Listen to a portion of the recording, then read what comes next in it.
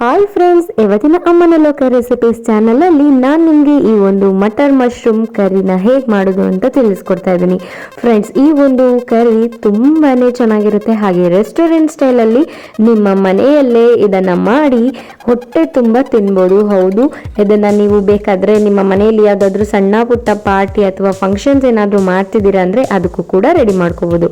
ಇವತ್ತಿನ video start ಮಾಡೋಣ, ಬನ್ನಿ.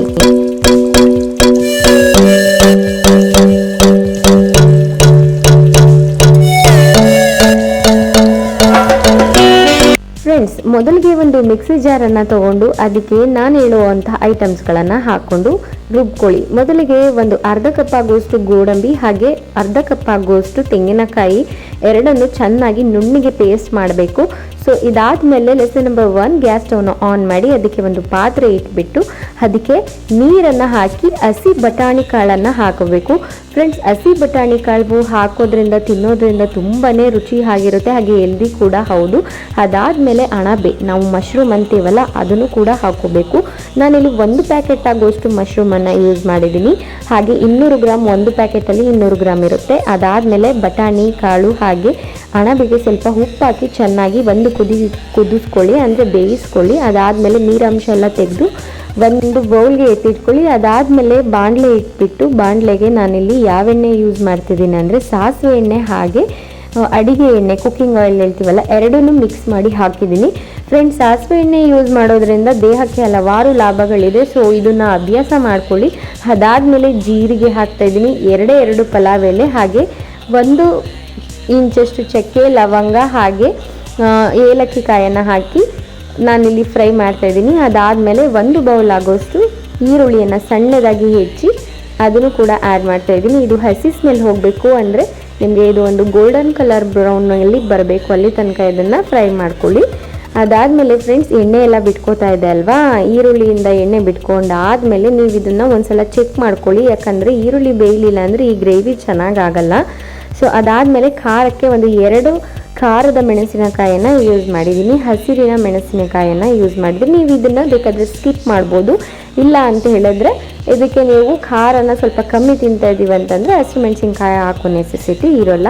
ಅದಾದಮೇಲೆ 1 ಟೇಬಲ್ ಆಗುವಷ್ಟು ಶುಂಠಿ ಬೆಳ್ಳುಳ್ಳಿ ಪೇಸ್ಟ್ ಹಾಕಿ ಅದು ಅಷ್ಟೇ ಹಸಿ ಸ್ಮೆಲ್ ಹೋಗಬೇಕು, ಅಲ್ಲಿ ತನಕ ಹುರಿಯಿರಿ. ಅದಾದಮೇಲೆ 1 ಕಪ್ ಆಗುವಷ್ಟು ಟೊಮೊಟೊವನ್ನು ಸಣ್ಣದಾಗಿ ಹೆಚ್ಚಿದ್ದೀನಿ, 1 ಟೇಬಲ್ ಸ್ಪೂನ್ ಅಚ್ಚ ಖಾರದ ಪುಡಿ ಹಾಗೆ 1/4 ಟೀ ಸ್ಪೂನಷ್ಟು ಅರಿಶಿಣ ಹಾಗೆ 2 ಟೇಬಲ್ ಸ್ಪೂನಷ್ಟು ಕೊರಿಯಂಡರ್ ಪೌಡರ್, ಅಂದರೆ ಧನಿಯಾ ಪುಡಿ ಹೇಳ್ತೀವಲ್ಲ, ಇದನ್ನು ಅಷ್ಟೇ ಚೆನ್ನಾಗಿ ಮಿಕ್ಸ್ ಮಾಡಬೇಕು. ಆ ಒಂದು ಖಾರ ಈರುಳ್ಳಿ ಟೊಮೊಟೊಗೆಲ್ಲ ಒಂದಕ್ಕೊಂದು ಹೊಂದ್ಕೋಬೇಕು, ಅಲ್ಲಿ ತನಕ ಅದನ್ನು ಹುರಿರಿ. ಅದಾದಮೇಲೆ ನಾವು ಸ್ಟಾರ್ಟಿಂಗು ಒಂದು ಪೇಸ್ಟ್ ರೆಡಿ ಮಾಡಿ ಇಟ್ಕೊಂಡಿದ್ವಿ ಅಲ್ವಾ, ಗೋಡಂಬಿ ಹಾಗೆ ತೆಂಗಿನಕಾಯಿ, ಅದನ್ನು ಹಾಕಿ ಅದನ್ನು ಒಂದು ಗ್ರೇವಿ ಫಾರ್ಮ್ ಬರುತ್ತೆ, ಅಲ್ಲಿ ತನಕ ಅದನ್ನು ಬೇಯಿಸ್ಕೊಂಡಾದಮೇಲೆ ನಾವು ಮೊದಲಿಗೆ ಬೇಯಿಸಿಟ್ಟಂಥ ಬಟಾಣಿ ಕಾಳು ಹಾಗೆ ಮಶ್ರೂಮ್ ಎರಡನ್ನು ಮಿಕ್ಸ್ ಮಾಡಿ, ನಿಮಗೆ ಇದು ಗ್ರೇವಿ ಫಾರ್ಮಲ್ಲಿ ಬೇಕಂದರೆ ಸ್ವಲ್ಪ ನೀರನ್ನು ಜಾಸ್ತಿ ಹಾಕೊಳ್ಳಿ, ಡ್ರೈ ಆಗಬೇಕು ಅಂತೇಳಿದ್ರೆ ನೀರನ್ನು ಕಮ್ಮಿಯಾಗಿ ಯೂಸ್ ಮಾಡಿದ್ರೆ ಡ್ರೈ ಆಗುತ್ತೆ. ಸೊ ಅದಾದಮೇಲೆ ರುಚಿಗೆ ತಕ್ಕಷ್ಟು ಉಪ್ಪನ್ನು ಹಾಕಿ ನಾನೀಗ ಗ್ರೇವಿ ಒಂದು 4 ರಿಂದ 5 ಜನಕ್ಕೆ ಗ್ರೇವಿಯನ್ನು ಮಾಡ್ತಾಯಿದ್ದೀನಿ. ಆ ಗ್ರೇವಿಗೆ ಎಷ್ಟು ನೀರು ಬೇಕು ಅಷ್ಟು ನೀರನ್ನು ಹಾಕಿ ನಾನಿಲ್ಲಿ ಮುಚ್ಚಳದಿಂದ ಮುಚ್ಚಿ ಆ ಒಂದು 10 ರಿಂದ 15 ನಿಮಿಷ ಮೀಡಿಯಮ್ ಫ್ಲೇಮಲ್ಲಿ ಇದನ್ನು ಬೇಯಿಸ್ತಾ ಇದ್ದೀನಿ. ಫ್ರೆಂಡ್ಸ್, ನೋಡಿದ್ರಲ್ಲ ಈ ಒಂದು ಮಟರ್ ಮಶ್ರೂಮ್ ಕರಿ ಎಷ್ಟು ಬೇಗ ಕ್ವಿಕ್ಕಾಗಿ ರೆಡಿ ಆಯಿತು ಅಂದರೆ ತುಂಬಾ ಟೇಸ್ಟಿಯಾಗಿರುತ್ತೆ. ಇದನ್ನು ನೀವು ಮನೆಯಲ್ಲಿ, ಹೋಟೆಲಲ್ಲಿ, ರೆಸ್ಟೋರೆಂಟ್ಗಳಲ್ಲಿ ತಿನ್ನೋ ಬದಲು ಹಾಗೆ ತಿಂದಾಗ ಆ ರುಚಿ ಹೇಗಿರುತ್ತೆ ಅದನ್ನು ಒಂದ್ಸಲ ಮನೇಲಿ ಟ್ರೈ ಮಾಡಬೇಕು ಅಂತ ಇರ್ತೀರಲ್ವ. ಸೊ ಆ ಥರ ಇರೋರು ಇದನ್ನು ಮನೇಲಿ ಒಂದ್ಸಲ ಟ್ರೈ ಮಾಡಿ. ಹಾಗೆ ಹೋಟೆಲಲ್ಲಿ ಹೋದರೆ ಸಾಕಷ್ಟು ದುಡ್ಡನ್ನು ಸುರಿದ್ರೂ ಕೂಡ ಒಂದಷ್ಟು ಜನಕ್ಕೆ ಹೊಟ್ಟೆನೇ ತುಂಬಲ್ಲ. ಸೊ ಅಂಥವರು ಅರ್ಧ ಅಮೌಂಟನ್ನು ಖರ್ಚು ಮಾಡಿ ಈ ಥರ ಜಾಸ್ತಿಯಾಗಿ ಒಂದಷ್ಟು ಫುಡ್ಗಳನ್ನು ನಿಮ್ಮ ಮನೇಲಿ ಮಾಡಿಕೊಂಡ್ರೆ ಮನೆ ಮಂದಿಯವರೆಲ್ಲ ತಿನ್ಬೋದು. ಹಾಗೆ ಹೋಟೆಲ್ಗೆ ಹೋಗುವಂಥ ನೆಸೆಸಿಟಿ ಇರಲ್ಲ, ಹಾಗೆ ರೆಸ್ಟೋರೆಂಟ್ ಕೂಡ ನಿಮಗೆ ನೆಸೆಸಿಟಿ ಇರಲ್ಲ. ನಿಮ್ಮ ಮನೆಯಲ್ಲೆಲ್ಲ ಆಶ್ಚರ್ಯ ಪಡ್ತಾರೆ, ಎಲ್ಲ ಏನೋ ಬುಕ್ ಮಾಡಿ ತರಿಸಿದ್ದೀರಾ ಅಂತ ಅನ್ನೋ ಒಂದು ಫೀಲ್ ಆಗುತ್ತೆ. ಬಟ್ ಇದು ಟ್ರಸ್ಟ್ ಮೀ, ಹೋಟೆಲ್ಗಳಲ್ಲೂ ಇದೇ ಮೆಥಡಲ್ಲಿ ಮಾಡೋದು. ಸೊ ಇದು ಒಂದು ಎಷ್ಟು ಚೆನ್ನಾಗಿದೆ ಅಂದರೆ ಇಡ್ಲಿ, ದೋಸೆ, ಪೂರಿ ಎಲ್ಲದಕ್ಕೂ ಚೆನ್ನಾಗಿರುತ್ತೆ.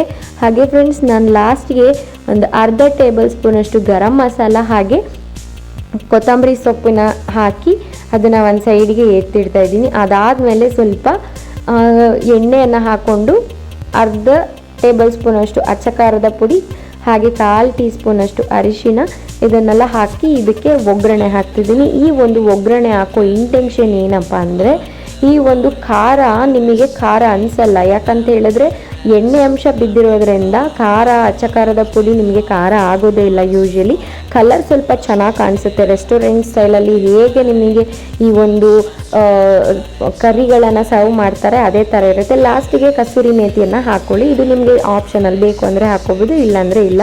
ಸೊ ನಾನಿಲ್ಲಿ ಸರ್ವಿಂಗ್ ಬೌಲ್ಗೆ ಸರ್ವ್ ಮಾಡ್ತಾ ಇದ್ದೀನಿ. ಫ್ರೆಂಡ್ಸ್ ನೋಡಿದ್ರಲ್ಲ, ಮೇಲ್ಗಡೆ 1 ಟೇಬಲ್ ಸ್ಪೂನಷ್ಟು ತುಪ್ಪ ಹಾಕಿ ಇದನ್ನು ಬಟರ್ ನಾನು, ಕುಲ್ಚಾ ಅಥವಾ ಮನೇಲಿ ಇಡ್ಲಿ, ದೋಸೆ, ಪೂರಿ, ಪರಾಟ ಏನೆಲ್ಲ ಮಾಡಿರ್ತೀರ ಅದಕ್ಕೆ ಇದನ್ನು ತಿಂದರೆ ಡೆಫಿನೆಟ್ಲಿ ತಿಂತಾನೆ ಇರ್ತೀರ. ಇದು ನಿಮ್ಮ ಫೇವ್ರೆಟ್ ಆಗಿಬಿಡುತ್ತೆ. 100ಗೆ 200% ನಿಜ. ಹಾಗೆ ಅಡುಗೆಯನ್ನು ಯಾರೆಲ್ಲ ಈಗ ಹೊಸದಾಗಿ ಕಲಿತಾ ಇದ್ದೀರಾ ಅಂಥವರಿಗೆ ನಾವು ಇದನ್ನು ಪ್ರೆಸೆಂಟ್ ಮಾಡ್ತಾ ಇದ್ದೀವಿ, ಡೆಡಿಕೇಶನ್ ಮಾಡ್ತಾ ಇದ್ದೀವಿ. ನಾನು ಫ್ರೆಂಡ್ಸ್ ನಿಮ್ಮ ಮುಂದಿನ ವಿಡಿಯೋ ಜೊತೆ ನಿಮಗೆ ಸಿಗ್ತೀನಿ. ಅಲ್ಲಿ ತನಕ take care, love you, bye.